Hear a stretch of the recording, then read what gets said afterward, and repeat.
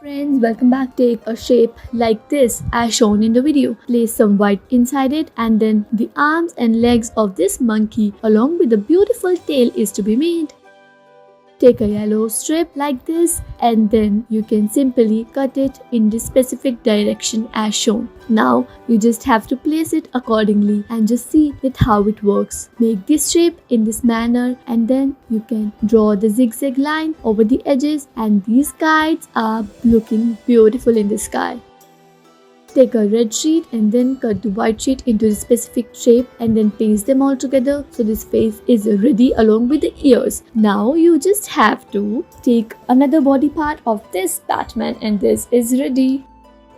Take a yellow strip like this and then you have to cut it in the direction as shown. After cutting it, you have to notice that direction you have cut it and then you have to see that what drawing you have obtained in this manner. Now simply observe the pattern and open it. So we have obtained this. Now we are going to roll it with the help of our fingers and then after rolling it like this, we will obtain a curly appearance on this flower. Simply make another flower in the same exact manner and complete the drawing by placing a honey bee to stall their nectar. Thanks for watching this video.